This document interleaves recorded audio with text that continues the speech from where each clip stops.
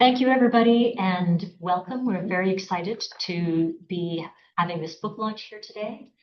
Before we begin, I would like to read our land acknowledgement. We have a new land acknowledgement that does a fuller job of describing our treaty history, so I'd like to read it in full, please. First Nations peoples have lived on this part of Turtle Island for millennia, stewarding the land, the water, and all that contributes to life in this region. Today, the culture and presence of First Nations, Inuit, and Métis people enrich the lands and people of this territory. More than 2 centuries ago, the Mississauga people welcomed settlers to this territory, providing sustenance and engaging in trade and commerce. Between 1781 and 1820, 8 treaties were signed between the Crown and the Mississaugas of the Credit First Nation, who opened their territory to settlement. Today, York University's Kiel campus is located on Toronto Purchase Treaty Number 13 lands and is situated on the traditional territory of the Huron-Wendat and the Haudenosaunee. Treaty history is foundational, and it is our collective responsibility to honor the land as we honor and respect those who have gone before us, those who are here, and those who have yet to come. We are grateful for the opportunity to be learning, working, and thriving on this land, and we commit to learn the truth and be active in the process of reconciliation. I know many of you are online and joining us from other territories. Please take a moment to also consider the land on which you are currently residing. It is now my pleasure to introduce our first speakers, who will then introduce the next wave of speakers. Let me begin with Yvette Munro, who is currently the Vice Provost Students at York University, a role she has held since July 2024. Prior to her current role, Yvette has held various positions within the post-secondary education sector, including the Director of Academic Partnerships and Planning within York's Office of the Vice Provost Academic, where she played a role in advancing York's bridging program and admissions pathway for migrant students. Over her career, Yvette has held various roles both as volunteer and as an executive position, supporting access to post-secondary education with organizations such as S4 Collective, the Ontario Council for Articulation and Transfer, Success Beyond Limits, and the Council of Educators of Toronto. We also have Tanya Aberman, who holds a PhD in Gender Feminist and Women's Studies from York University. She has developed, coordinated, and taught community and university-based education programs for newcomer and migrant students. Tanya coordinates the Sanctuary Scholars Program at York University and Toronto Metropolitan University, which provide access to the universities for students who hold precarious immigration status. Paloma Villegas is a Mexican immigrant and associate professor of sociology at California State University, San Bernardino, and she's joining us online today. In addition to researching and teaching at the intersections of migration, citizenship, borders, race, and gender, she also engages in artistic practices, including painting, sculpture, and poetry. Please join me in welcoming our introductory speakers today, and welcome to this book launch. Okay, it's a pleasure to be here, and thank you for that introduction.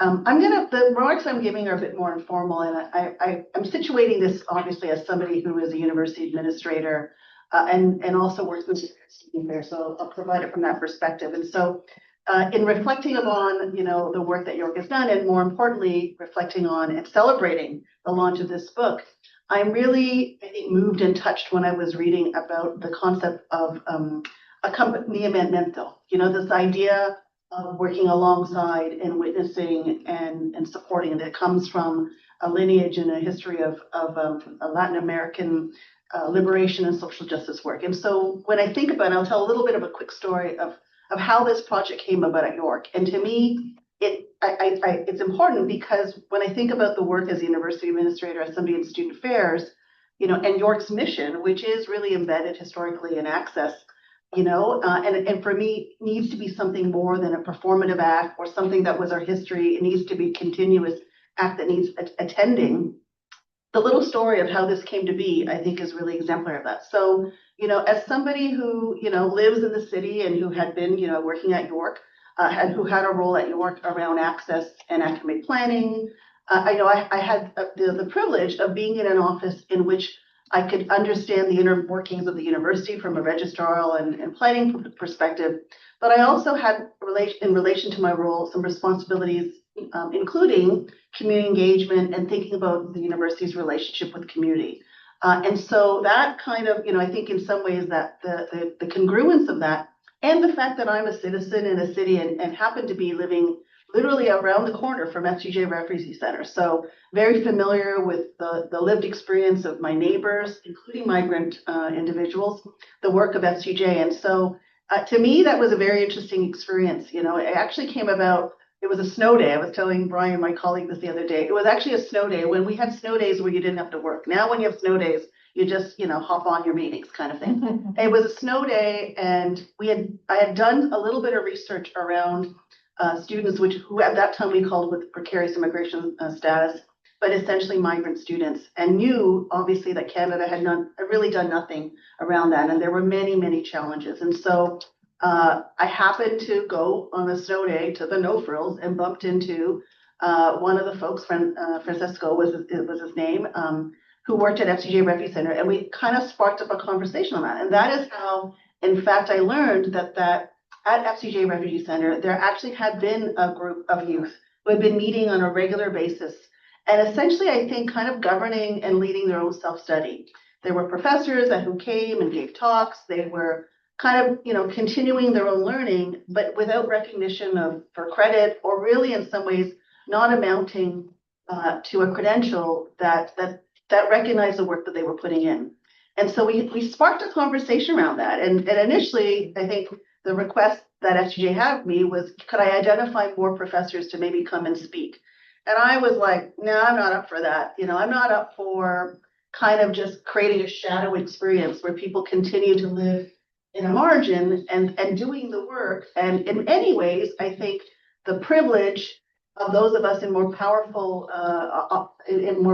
roles, giving us the opportunity to have this experience of helping, but really that not amounting to something. And so we embarked on a conversation around what would it take to actually make this a true thing. And I'm also informed, by the work of folks that work in critically race area. When you think about things like interest convergence, when you think about things about addressing structural barriers, I really saw this as a really great opportunity. We also had a relationship following the Pan Am Games, and this is highlighted in the book too as well, where, in accompanying those in the community who have been very critical of the Pan Am Games, and particularly of the university's role in the Pan Am Games not benefiting the local community. And we had been also very vocal as well, that the city came back to us and said, we're going to do this Pan Am Legacy Grant.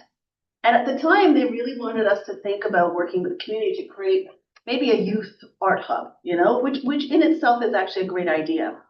But I said to them, if we really want to make a difference, and York's work is access and is education, then what we could be doing in a more lasting way than creating yet another kind of, youth artist space, which there were already, and not to discount that as important work, but there, it would not have been amounted to the same thing. Really, we encourage, folks to really think about doing something different, and that this would be the something different. Creating both a bridging program, which we knew at the time would, of course, touch the lives of many folks from the global south, and of course, partnering with the community. And so I think I share that story because I'm not sure it's in the book in that full detail, but really also as a way, I think, in many ways to speak to the opportunities that, some of my colleagues are here, some are online that are university administrators, and to think about doing this work in solidarity, in witnessing those that are sometimes made more invisible or invisible, in spaces, and also thinking about ways to come with creative solutions, doing it, I'm pointing to Tanya because that's where I met her, doing it in collaboration with community, because we also I knew I was never going to be an expert on immigration. That's just not going to happen. But we are experts on pedagogy, and we are experts on how to make the systems like registrar systems work for students.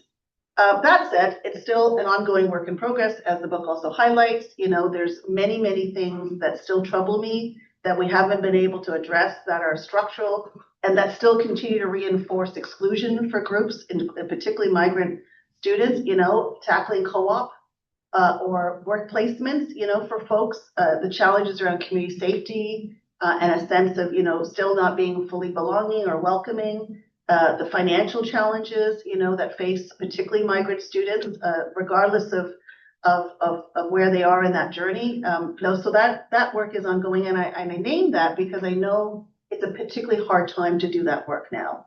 But in terms of government, being open to migrants and newcomers, the fiscal situation, the geopolitical environment. So that continues. So maybe I'll end it there. But it's been a pleasure really to be part of this and to join the panel as well today. Thank you. Thank you, and I really appreciate your involvement and your support since the beginning. Paloma and I are actually kind of going to jump off that and give a bit of an overview of the book, of how it came about, of how this project came about, and then we have invited three guests to comment on the book as well. So we'll introduce Ranu, Vernetta, and Amar right after we give our sort of overview of the book. So thanks everyone, and thanks for attending. Thanks to CRS and to CERLAC for the opportunity to host this book launch and share our book with all of you. So as Yvette outlined, this book comes from a project that we've been working on for almost a decade. I kind of can't believe it's been almost 10 years. But it began in 2017 with the launch of the Access program at York University, which we now call Sanctuary Scholars. In the book, we refer to it as the Access program. It didn't have a name for a very long time, or a name that stuck. The program emerged, as Yvette highlighted, through the advocacy of migrant youth who struggled against the insurmountable barriers they faced in accessing education in Canada. So in the book, we use the term migrant students and precarious immigration status as umbrella to refer to the immigration status of non-permanent resident students for whom the ability to remain in the country is uncertain and depends on an assemblage of individuals, institutions, and discretionary decision-making. We don't include international students because their journey to Canada and experience in Canada is often quite different. But there's a constellation of factors that cause migrant students to end up with precarious immigration status, including increasingly restrictive and often convoluted immigration systems, which are inherently built upon Canada's racist settler colonial histories and systems, which we're, again, seeing narrow and shrink in really drastic ways. So after years of awareness raising, advocacy, and trial and error by migrant youth and allies, the Access program came about through the university community collaboration that Yvette described with FCJ Refugee Center, where I was at the time, and York University partners, including CRS and CERLAC, and the grant from the City of Toronto. So the program sought to facilitate an entry for students into the university, allowing them to pay domestic fee rates. We tweaked the application process slightly and offered ongoing support through a dedicated coordinator. So Paloma and I have remained connected to the program and the students, both formally and informally, and have documented the development and the evolution of the program. And many of the initial students who were part of the book have now graduated from university. So for an outline quickly of how the Access program works. So we have one track for students, which is a direct entry pathway designed for students who are academically prepared to start university.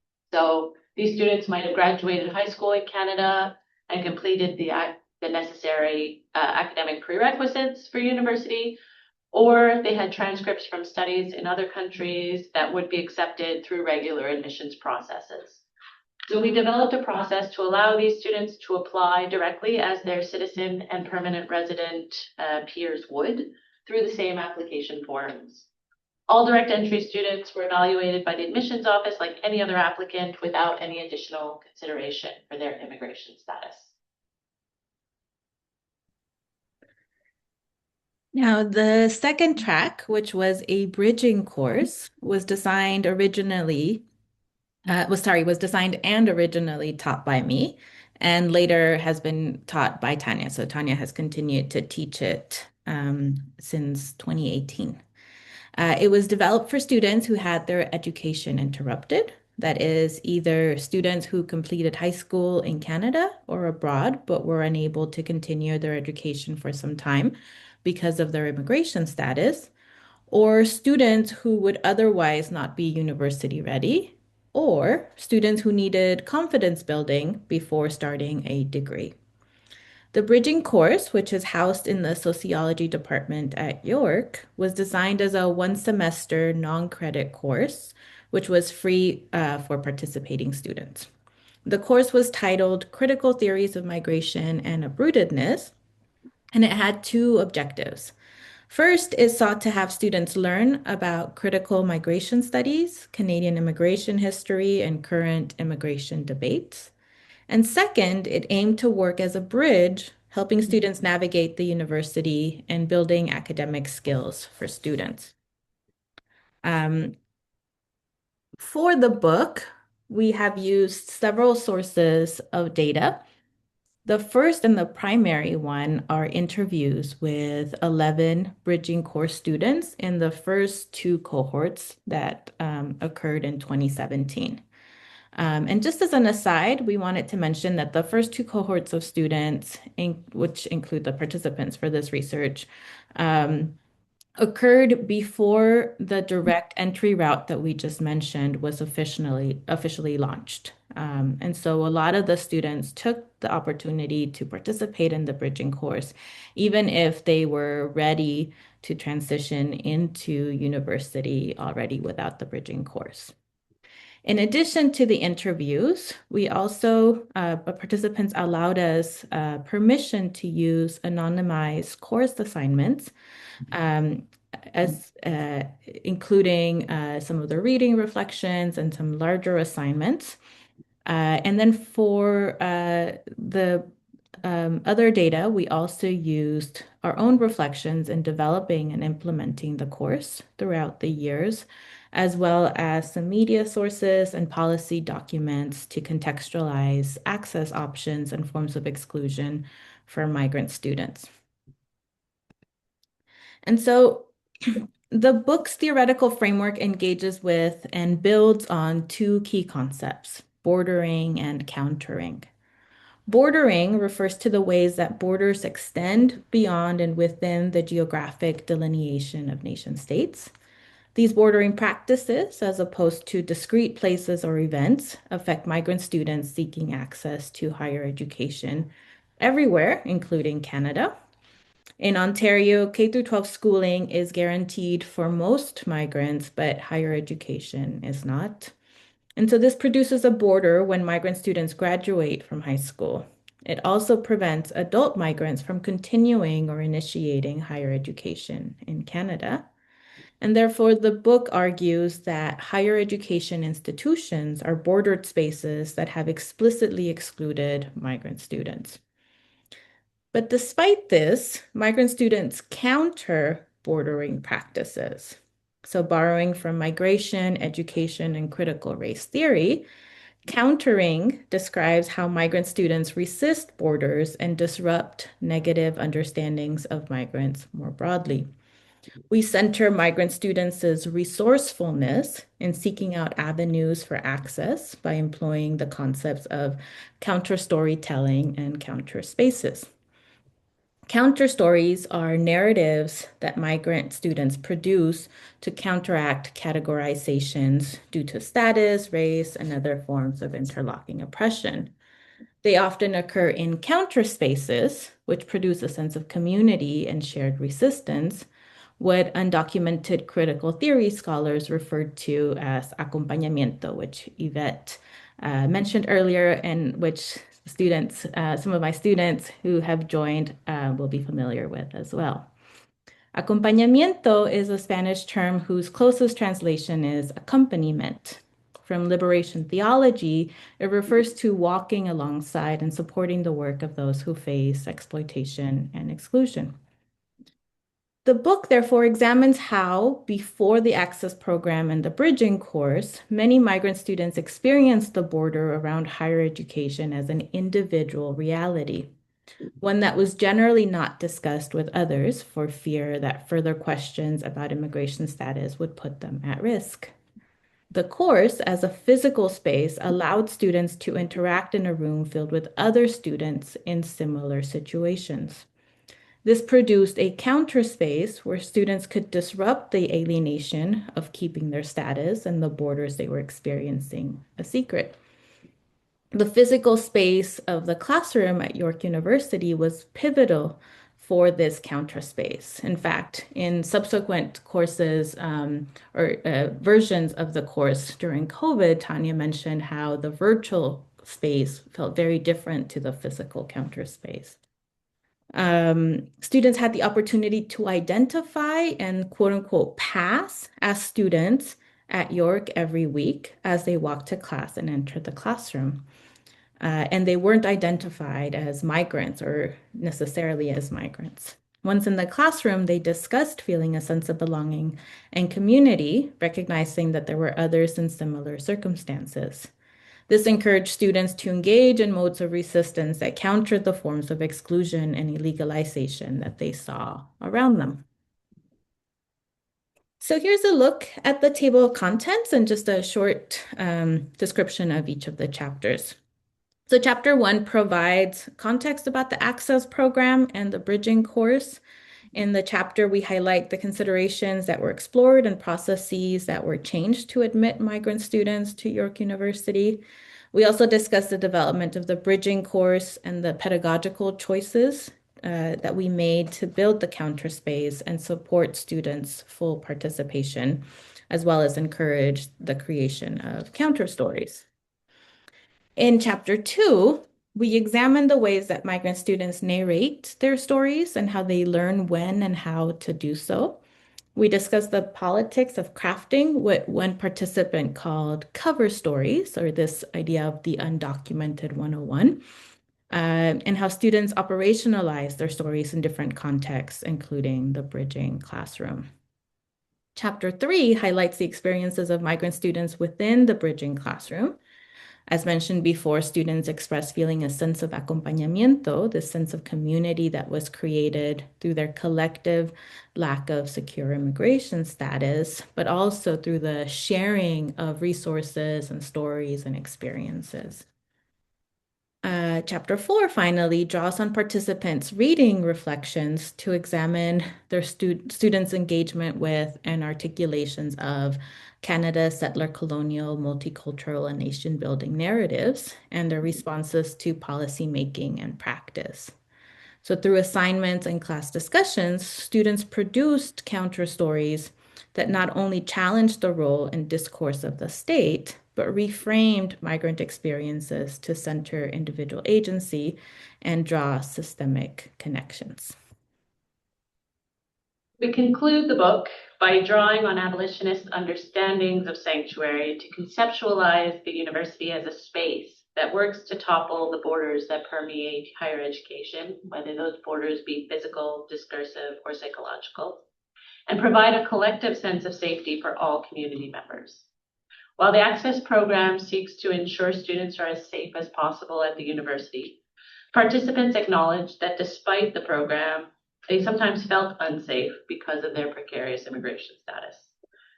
So we believe that a clear understanding of sanctuary in the Canadian context becomes important to move towards a more inclusive university and a fundamentally different society.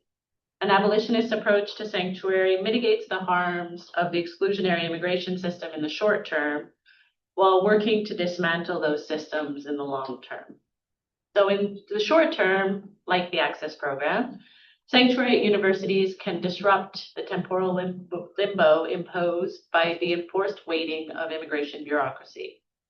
Prolonged waiting forces students to defer their plans, which also affects their sense of connection to Canada and their communities and their imagining of their future selves.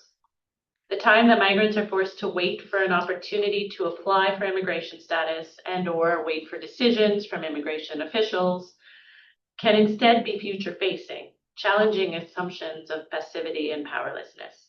It can therefore be argued that sanctuary spaces within universities can offer these forms of temporal resistance, since they counter the state-imposed border over higher education, disrupt the enforced waiting that the border creates, and allow migrants to actively move forward with their life goals.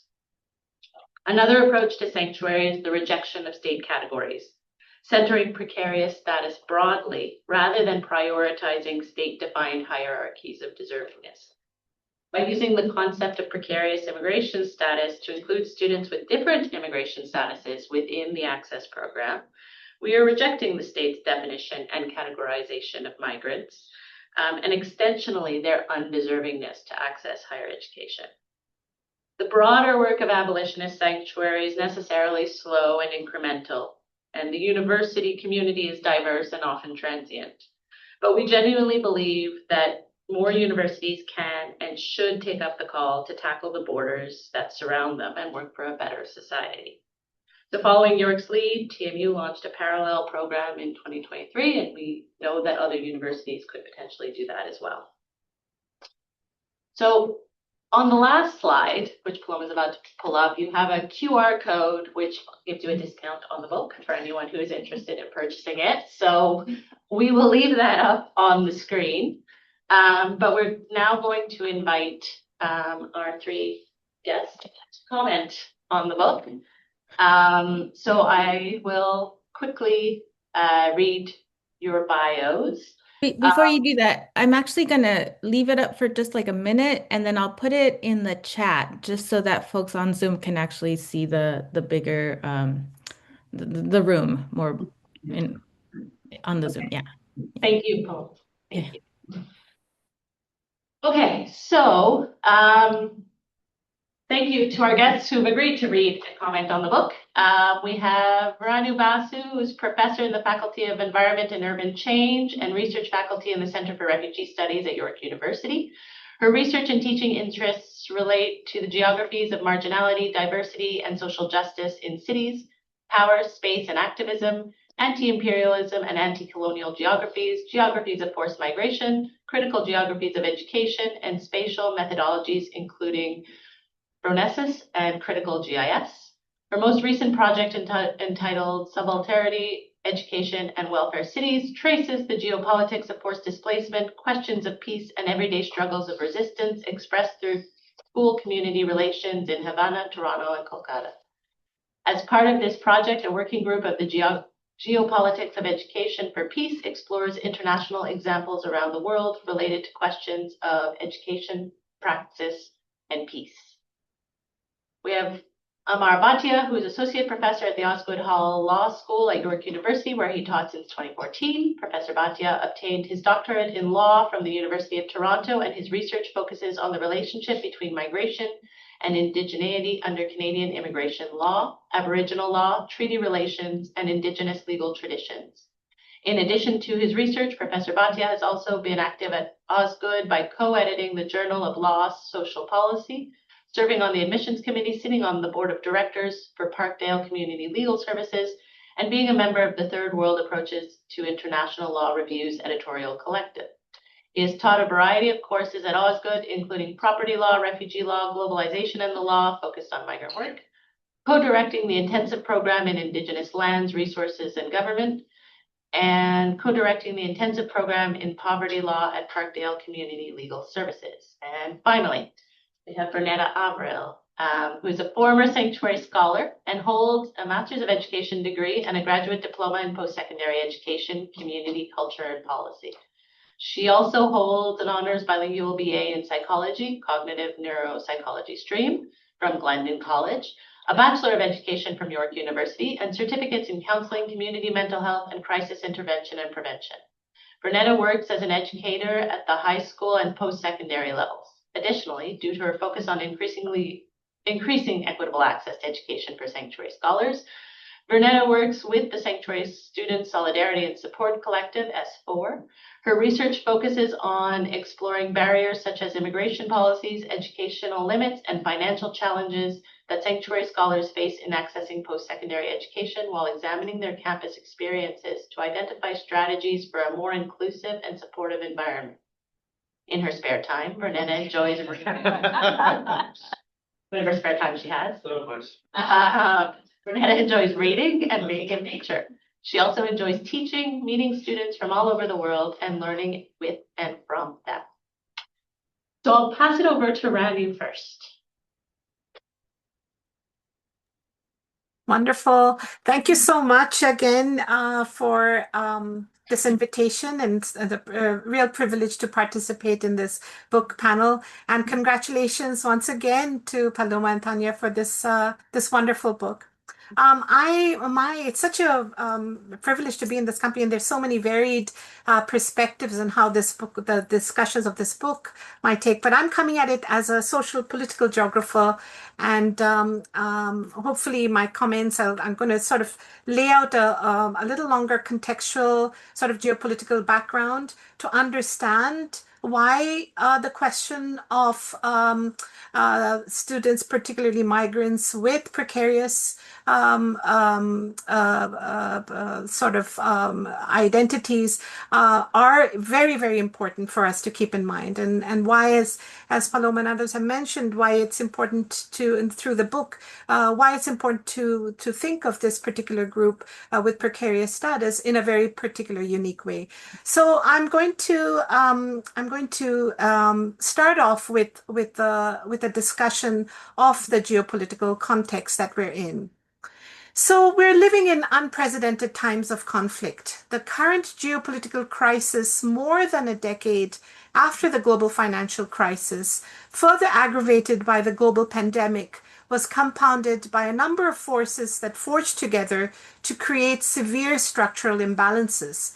Right from the rise of ultra-right and fascist forces, retrenchment of the welfare state due to neoliberal policies and austerity measures, rising inequalities and social polarization as a result of increasing unemployment, precarious employment and mounting debt levels, environmental disasters, climate catastrophes, and the unprecedented flow of forced migrants. And in 2024, over 123 million people were forcibly displaced, as estimated by the UN. And as we know, the numbers have multiplied since then. And as a result of these endless wars and violence and the horrific genocide in Gaza as we speak, alongside famine and starvation, among many other changes, and that has become the new structural basis of neo-imperial regimes and an impending threat to global peace and security. The struggle against neoliberal fascism and authoritarian regimes has paved the way again, not only for renewed discussion on principles of justice within the context of this increasing violence and vulnerability, but also for an urgency and call to the global community, which is what this book is about, to build stronger solidarity movements. Now, what's happening in this year? The 2026 opened with Trump capturing Venezuelan President Nicolas Maduro and his partner Celia Flores, underscoring the extent, as the Times of India has warned, to which even a major state's sovereignty can be constrained by U.S. military reach. On January 29, 2026, Donald Trump imposed tariffs on goods entering the U.S. from countries that export oil to Cuba, a country that have been working for over a decade, which led to devastating effects from rolling blackouts, fuel shortages, affecting schools, hospitals, disrupting water systems, and food distribution across the island. On February 28th, the U.S. and Israel struck Iran, and as the war continues as we speak, despite the ceasefire, the ripple effects are being felt in the immediate region and beyond. And settler colonialism, as is other forms of imperialism, is not something of the past, as we all know, but continues to the present day in different forms and structures. These lessons are critical for those of us invested in the study of forced displacement, trauma, and the implications of education on the human condition. So against the violence of this background, that is the impossible geopolitical context that we hopelessly find ourselves in, is where Defying Higher Education Borders with Migrant Students in Canada, Building Counterstories and Sanctuaries Universities by Paloma, Villegas, and Tanya Aberman make an indelible mark. The book focuses on the long and determined efforts to build and creatively foster a unique educational community model, and here at York, for migrants with precarious status facing exclusionary policies and living in constant threat of deportation in Toronto, Canada. Drawing on oppositional spatial practices and concepts such as bordering and counter spaces and stories that we just heard about, the authors provide deep insights into the daily struggles, navigation, and strategies of resistance. As a form of transformative and even transgressive practices in the classroom, a community of support and empowerment is cultivated slowly and incrementally with deep care and reflexivity through the Access and Bridging program, challenging systemic structures and means of material and discursive exclusions. The book includes 4 chapters with an introduction and conclusion, all clearly and beautifully written, and provides for us insights into a counter-hegemonic perspectives to engage with the problematics of migrant status, the state, and the politics and rights to education. There are a lot of interesting details, and what I found particularly fascinating was the genealogy of how the program was tried, tested, and developed over years prior to the York program. What Tanya showed in her first slide was a labor of love, dedication, and commitment over the years. And the result of that is this absolutely rich and important, critically responsive program.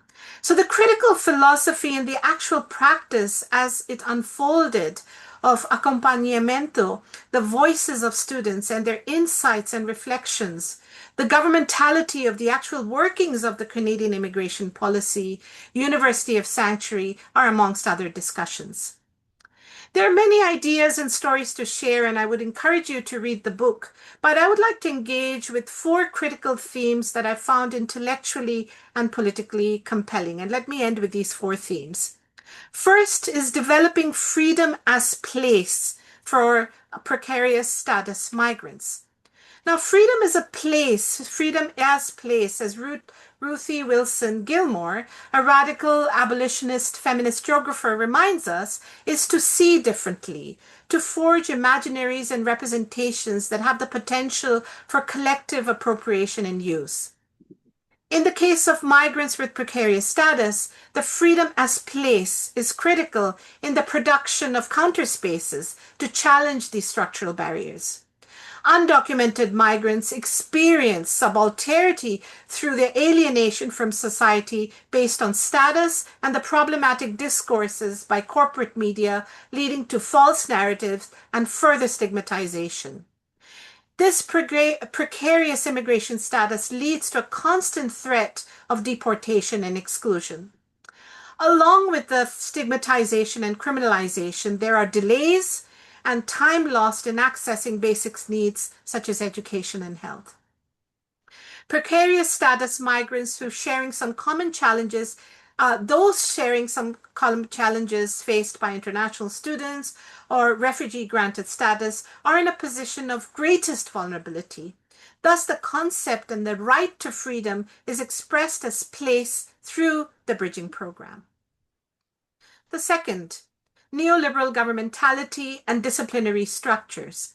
The geopolitical context of unending imperialist wars that I just discussed at the beginning, alongside neoliberal logics of state policy determined by the marketization, privatization, and demise of the welfare state, is supported by a disciplinary mechanisms of surveillance.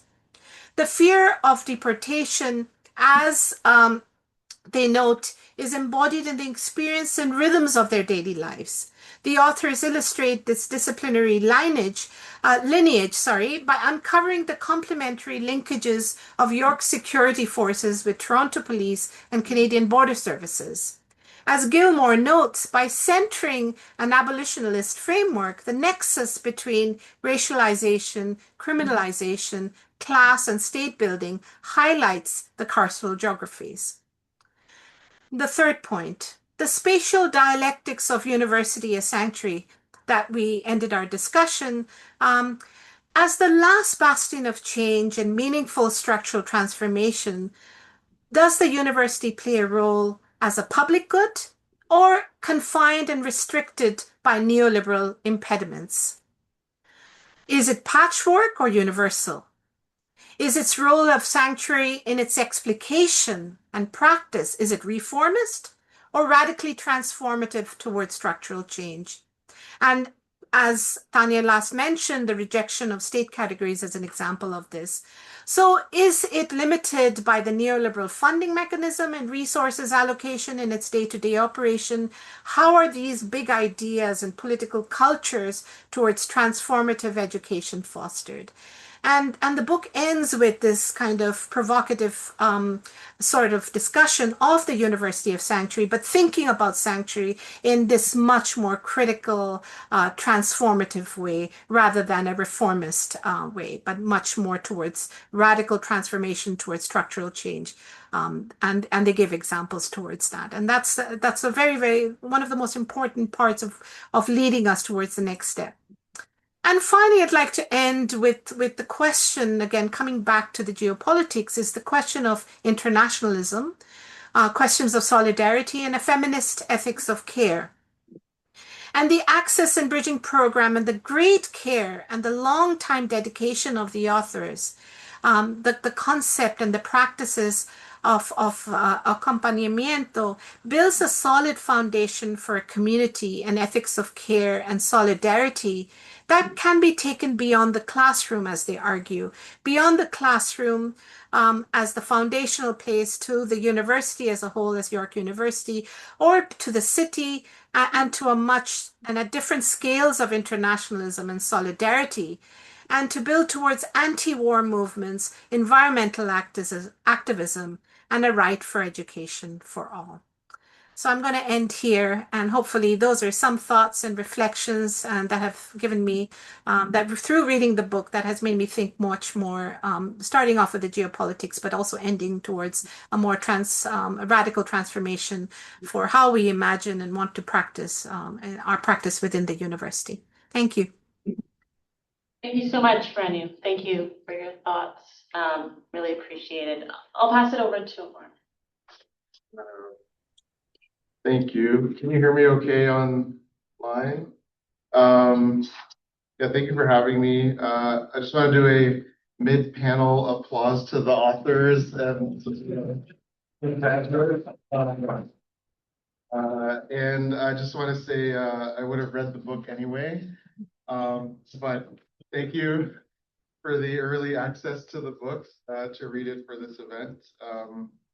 I made a few notes about themes as well, not as comprehensive as Ranu, so thank you very much, Ranu, also for setting the wider context, because I was thinking about that, as even in the presentation, and how to think about the university as a sanctuary with all of the, bombing of universities. But I did think of some themes, and this is a little idiosyncratic. It's just reflecting stuff I've been spending time on. And as a non-Indigenous person, but I have been co-directing the Indigenous Intensive Program, and I've been lucky enough to work with colleagues who work in Indigenous law and specifically Anishinaabe law, which is also the nation that the Mississaugas of the credit and the land acknowledgement. So I may make some references to that. I hope not inappropriate or appropriative, but appreciative, and kind of connected to some of the themes. The first one was that the book really reminded me of, and a student had taught me this before, an Anishinaabe student, I think, as we do a law camp where you learn on the land with the students from knowledge keepers at the First Nation, and everyone's supposed to bring a word that they have learned and share it at the beginning. And there's the same STEM word for student and teacher in Anishinaabe-Moan. In Ojibwe, it's Gekino, and Gekino Maged for teacher, and Gekino Magen for student. And reading the book, I mean, knowing about the program beforehand, but especially reading the book, you got that sense like completely, which I think overlaps really well with acompañamiento, and just having this, the student is the teacher is the student, and there's that really reciprocal relationship. Another thing was how the book really like simultaneously focused on many things at once, without simplifying things. So there was like the legal and the policy context that were the barriers, and I guess the bumpers for the genesis of the program and the way it is. There was the material reality that everyone was facing, especially students in the program, but also the program itself and resources, and also the affective layer that everyone was feeling and going through. And then to not keep things at an individual level, also this emphasis on almost always the collective. And that was just really important, I think, just to tell the story of the program, but then also as an example for how this sort of work should be done best, which is not to simplify. Like in legal studies and education, like Shin and I, wrote an article about community lawyering, and he would talk about how the law was depersonalizing, and it would individualize problems. It would depersonalize someone from their problems, get an appellate judgment, and you don't know what happens to the person afterwards, but there's no risk of that with the method you've taken in the program and the book. So that was super impressive. Oh yeah, and then I thought just on the point of solidarity and connecting, I think, to something Ranu mentioned, in terms of building wider alliances towards abolition, acompañamiento, if I can, just the theme of concealment and covering and passing, I think that would be like a big connection to other communities that, in different ways and for different reasons have to engage in that concealment and covering and passing, just as another bridge from the bridging. I think I mentioned, oh yeah.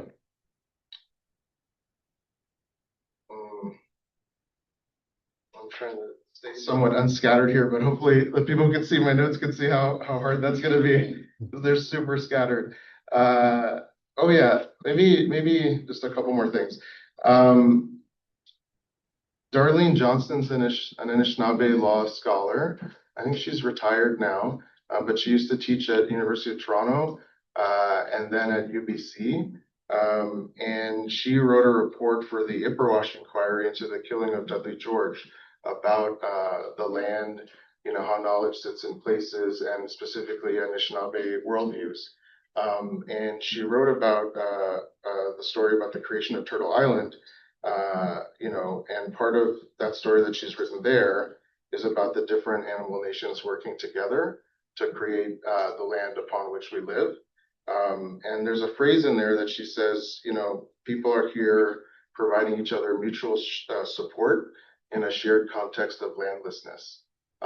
And that kind of phrase, mutual support in a shared context of landlessness, really came back into my head, reading again about the program, about people who are displaced or dispossessed due to colonialism, due to capitalism, due to conflict, and then we all find ourselves here, for different reasons, but connected reasons.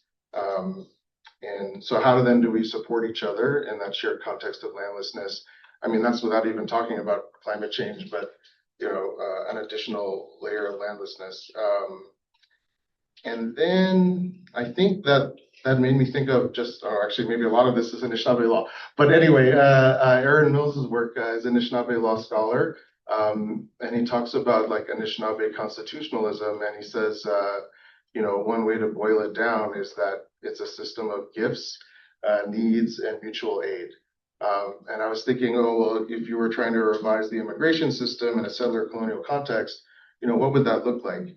And it looks a little bit, like what the program is starting to do and other people have been working on, which is, what are the gifts that you're bringing? What are the needs that you have?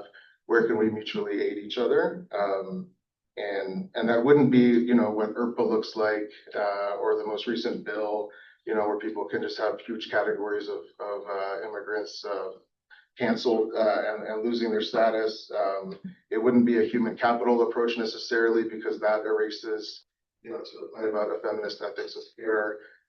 You know, they don't count care in GDP and all of that stuff. So, like, I think it would be a more fulsome acknowledgement of the gifts and needs that everyone has. Anyway, that kind of rang through my head if it was a way of thinking about abolitionist sanctuary in this specific setting that we're in. And I'm looking at the time.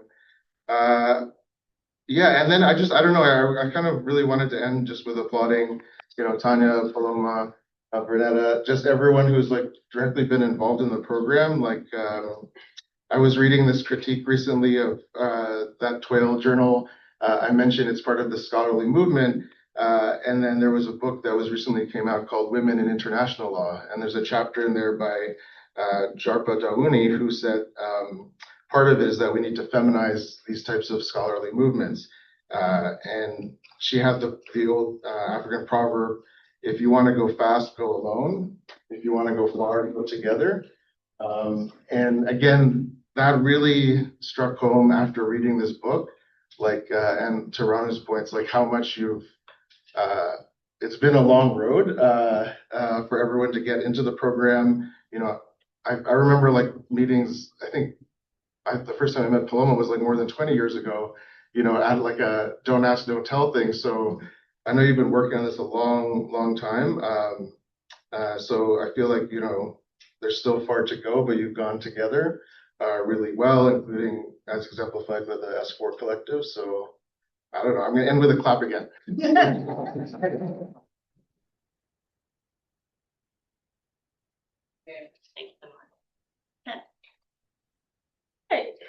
Hey, everybody.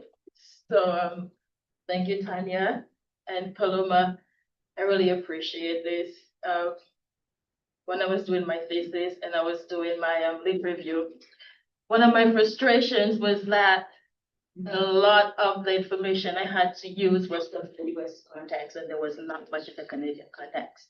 And I did speak about that. So I'm very happy and very grateful to have this book that we can actually reference and cite when we're talking about immigration and post-secondary educational issues in the Canadian context. And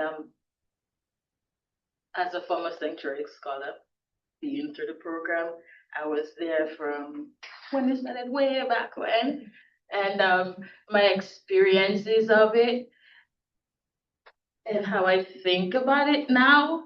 I don't want to say that it is entirely different, but writing about it and thinking about it for the past couple years, it has made me really consider what it is that we're doing as a society and as a country, and what it is that we're hoping to achieve at the end of it. One of the things that Paloma Tanya mentioned was about reformist reform, and I think it was also mentioned today about whether we're doing actual transformative structural change, or are we just putting band-aids on systems that are inherently broken. And when we think about it, that like when we think about universal design is creating programs from the beginning of the thing with marginalized or oppressed communities in mind, as opposed to creating an access ramp after the entire building has been erected, and then trying to figure out how are we gonna add this piece while still making the group that we're trying to accommodate feel like they're included. And when we build structures and systems and institutions in that way, the groups that we are inherently trying to help, they end up facing additional barriers because we didn't think of them when we started at the beginning, when we started with the layout, when we started with the planning. And when I was writing about my experiences as a sanctuary scholar, I came across the concept of undocumented competence, which you folks also reference, and I really love that because it shows one, like, one of the limitations of what it is that we're trying to accomplish. Because while the access program allows sanctuary scholars initial access into institutions, after we get there, we face additional barriers. Our institutions are not set up to help us surmount those challenges. And then we're left to try to figure it out on our own because the system was not set up. The system doesn't have the resources, it doesn't have the supports to help you with those barriers. The system doesn't even account for these challenges because the system doesn't even know they exist, right?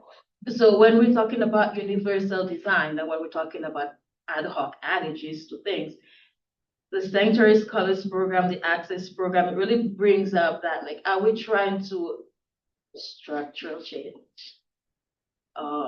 Are we just trying to pacify a group? And I'm very grateful for my experience being able to access university. When Tanya told me the program was starting, I felt like it was Christmas in July. And granted, it wasn't Christmas or July, but that's what it felt like, right? I was very happy and I'm very grateful that I got to go to university when I did. And I'm very grateful that a lot of folks also have that opportunity to access post-secondary education. And without this program, it would not be possible because education in Canada is funny in the sense that with post-secondary, especially with students with precarious immigration status, you have the immigration as well as the educational part of it. And immigration is at the federal level, whereas education is at the provincial level. And the two of them have very different policies and very different regulations and rules, right? And it's a bit difficult in Canada to envision how the federal and the provincial can come together, right? So while I'm still thinking about, like, is it actual structural change or can it lead to structural change or like how is it going to look like in the future is basically what I'm thinking about. Like, what is the future of this very necessary program? Like, we need those programs in more institutions than just York and TMU because there are students with precarious immigration status, folks with precarious immigration status all over the country. And so far, we only have it in 2 institutions. So how can we expand that access? And as somebody who's gone through the program, and as somebody who's very interested in access and expanding access, these are questions that kind of keep me up at night. Like, how does my experience, how can we make that things happen for other folks who are not here in this state? All right, and not to be too much of a downer. So I'm going to talk about the good things that happened when I was a sanctuary scholar, when I was going through the program. And like I said, I was part of the very first cohort in that very difficult to find building, which was a very good metaphor, trying to access the space that would allow you access to education that was very much inaccessible. And the first day on campus, it was snowing, it was cold, and I ended up in Ferry Hall trying to find that roof over at Vernetta that was in the corner all the way at the bottom. And how I found it is that I ran into another sanctuary scholar. And now it takes us back to that concept of accompaniment that Paloma is talking about, because it was together that we found our way to the room. Right? On my own, I was completely lost. It's a huge campus. I had no idea where I was going, what part it was. And everybody I asked, they looked at me like, girl, I have no idea what you're talking about. I think it's over there. I think it's over there. Nobody knew. Right? Until I met him. And then we're like, okay, we're going to try to situate and orient ourselves. And eventually we found that room.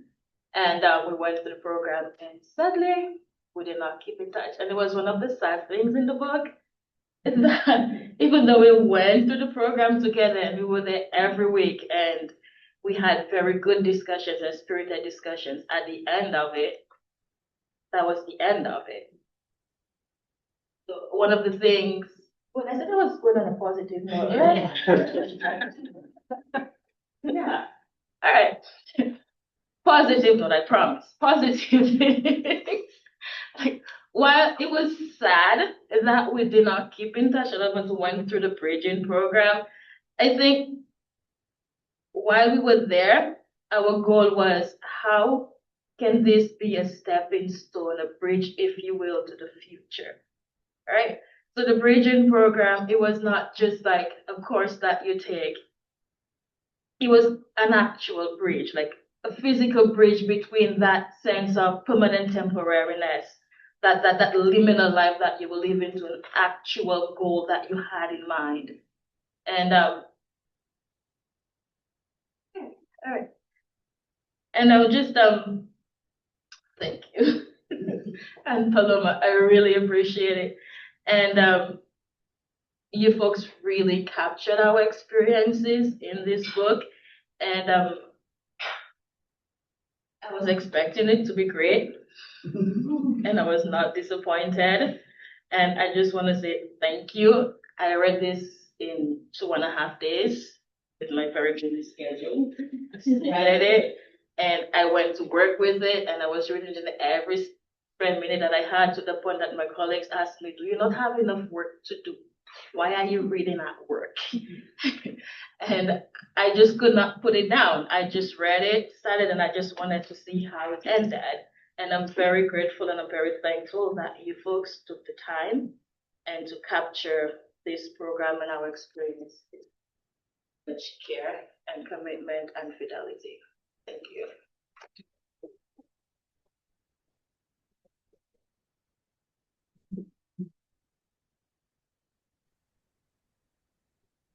So Tanya and I thought that we could spend just a couple minutes responding to the comments that were made, and then we will open it up for questions. Tanya, do you want to begin? No. I'm feeling quite overwhelmed, so I'm not sure I have anything, but I'll leave. All right. Well, I wanted to thank Ranu and Amar and Vernetta for your generous and careful reading of the book. We really appreciate all of your comments. Thank you, Ranu, for providing us with the geopolitical context that you discussed, under which the book and the program exists. And thank you, Amar, for connecting our ideas to Indigenous epistemologies and to the legal context. I saw some connections between all of the comments, but for example, Ranu's discussion of developing freedom as place, really, I think really connects to that, your discussion, Amar, of the reciprocal relationships between students and teachers and kind of situating those in place. And then Amar, your discussion of resisting depersonalization really connects to Ranu's discussion of the neoliberal governmentality and the disciplinary structures and how the course attempts to disrupt some of those. Yeah, thank you, Vernetta, for all of your insights. Your insights are really important to the work that we have done across all of these years. And I think it's really important to center those insights and experiences. Researchers have been working on the idea of thinking about undocumented scholars, so scholars who have experiences of precarious immigration status as creators of knowledge and not only objects of knowledge that we interview or learn from. And so really important to center Vernetta's voice and experience and insights and knowledge. And so your comments about universal design are really, I'm going to think about those and the ways in which that disrupts what you were alluding to, the Band-Aid approaches that, and something that Tanya was mentioning in the conclusion to our presentation, how do we think about reforms being reformist or transformative? And I think you are also thinking about those questions as well. And the idea of undocu competence and, what are how far can we take that in terms of, so for example, here in California, we have designated spaces for undocumented students. We have what are called dream centers. We have, I have a syllabus statement on my syllabus, and yet there are obvious limitations to that given the political context that we are in. But even before this, that there are still, undocumented students, precariously documented students still face a lot of barriers and limitations despite having quote unquote access or entry through the door. And so I think that's really important. I think, ideally, these programs shouldn't exist because everyone should have equal and free access, as you allude to. But also, as Tanya was mentioning, and you were mentioning, what we need is a lot more of these programs so that more people can have the opportunity to make these interventions within the university and hopefully disrupt these systems more broadly to lead to more transformative changes. And I want to end by thanking all of the participants who participated in the book, all of my students who are on the Zoom right now, and particularly I want to thank Tanya. I think that she has been a really amazing collaborator, and I'm really thankful that she invited me to participate in the Freedom University project so many years ago and has been in this journey with me. I think, going back to what Ranu said earlier about feminist ethics of care, I think Tanya really embodies that. Speak to any students who have gone through the program or have shared space with Tanya, and they always have glowing statements about all of the care and all the work that she does. And as a collaborator, she is also just really great to work with. And so thank you for sharing this space and time with me. Thank you, Paloma. Thank you. Also really great to work with. I see this, and I'm really overwhelmed. So now I'll open it up to questions.